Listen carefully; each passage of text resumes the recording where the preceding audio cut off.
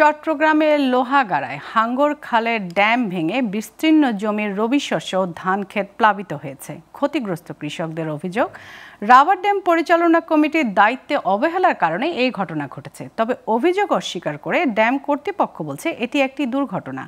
এদিকে ক্ষতিগ্রস্ত কৃষকদের সহযোগিতার আশ্বাস দিয়েছে কৃষি বিভাগ। চট্টগ্রাম লোহাগাড়া থেকে এরশাদ আলমের পাঠানো তথ্য ও চিত্রে ডেস্ক রিপোর্ট।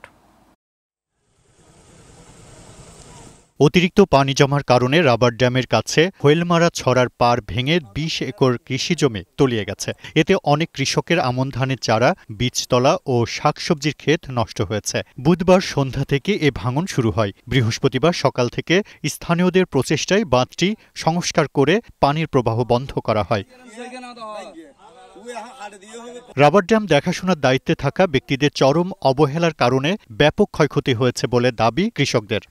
যে গোদাটা ভাঙছে, গোদাটা বাঁধার কোনো সই করার নেই, গোদা ভাঙি এ পানি এনে ডলে না দিয়ে এখন দায়িত্ব আছে, এটার অবহেলা আছে।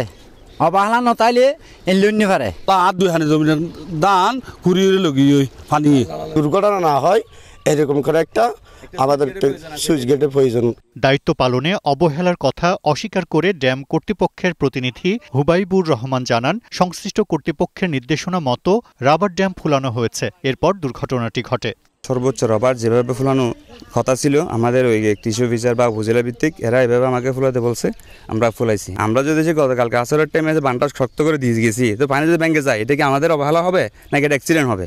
এদিকে উপজেলা কৃষি অফিসের লোকজন ঘটনাস্থল পরিদর্শন করেছেন। ক্ষতিগ্রস্ত কৃষকদের বীজ ও চারা দেওয়ার আশ্বাস দেন এই কৃষি কর্মকর্তা।